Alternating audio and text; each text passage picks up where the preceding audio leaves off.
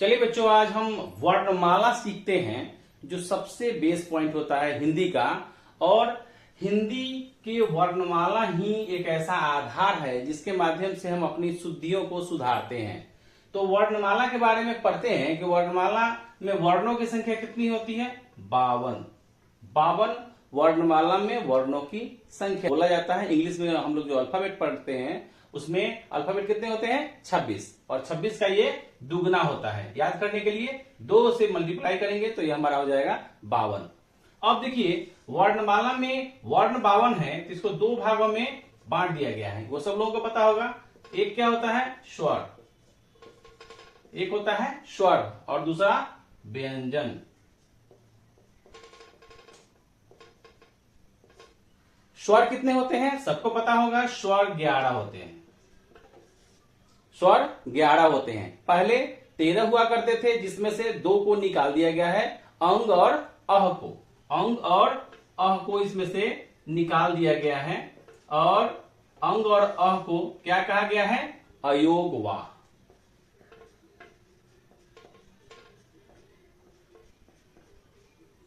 ये 2 है। अयोगवाह की संख्या कितनी है? 2।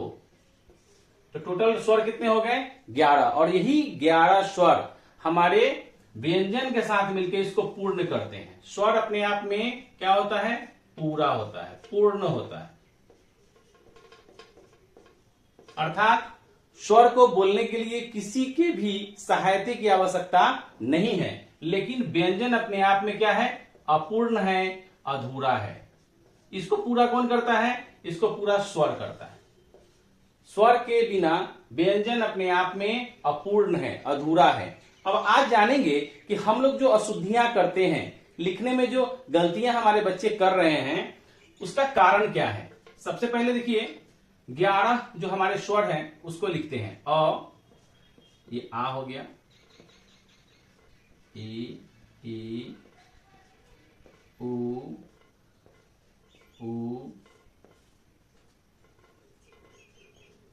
टोटल हमारे अयोगवाह निकालने के बाद ये अयोगवाह हो गया जो पहले ही बता दिए हैं। ये 2 अयोगवाह हैं जिनको यहां से हटा दिया गया है। तो अब कितने हो गए? टोटल 11 हमारे स्वर हैं। अब हम लोगों को ये समझना है कि हमारी जो गलतियां हैं, अशुद्धियां हैं, जैसे हमको लिखना है किराना, तो किराना हम इस तरह से लिखते हैं, किराना।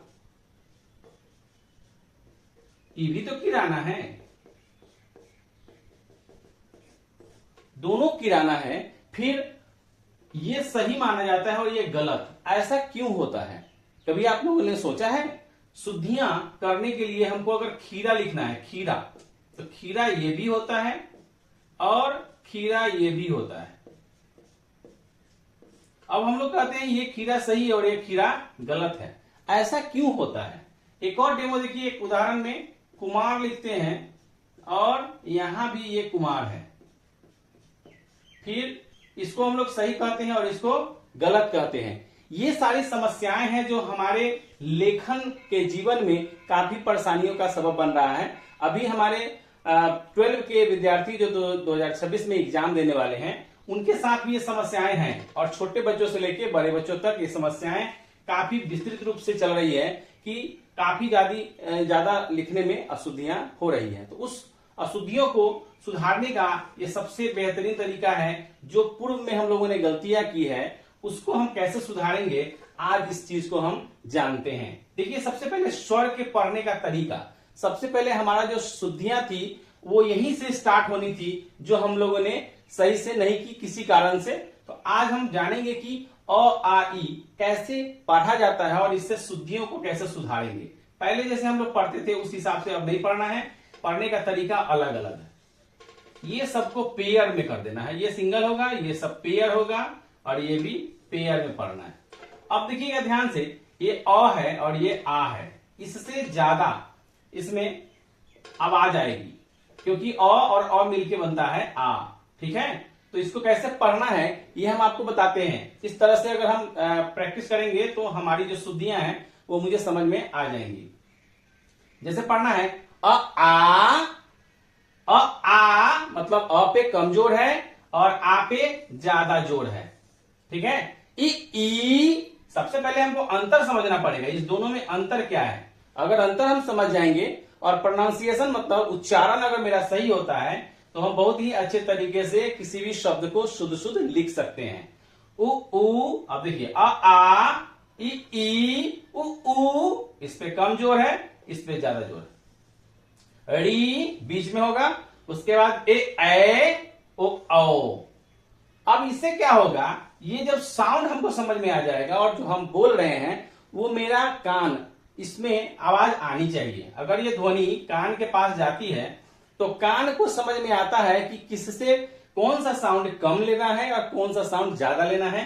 तो देखिएगा आ, ई, उ, री, ए, ओ, औ। अब इससे क्या होगा, अब देखिएगा हमको लिखना है किराना, किराना, किराना। इस पे हम जोर कम दे रहे हैं, तो जोर जब कम देंगे तो ये वाला ही आएगा किराना।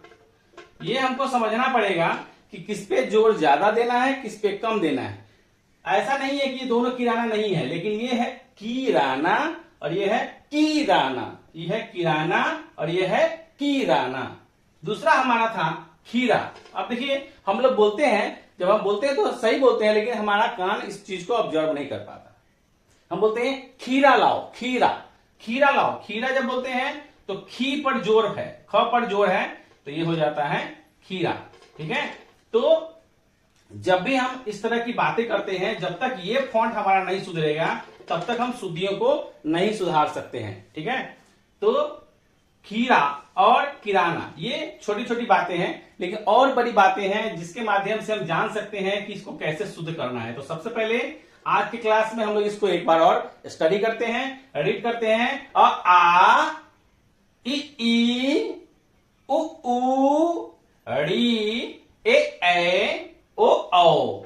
एक ज्यादा है, कम है, ज्यादा है, कम है, ज्यादा है, कम है, ज्यादा है, कम है, ज्यादा है। और इस चीज को बार बार प्रयास करेंगे तो हमारा ये टास्क कंप्लीट हो जाएगा। फिर मिलते हैं हम लोग नेक्स्ट क्लास में शुद्धियों को सुधारने के लिए। धन्यवाद।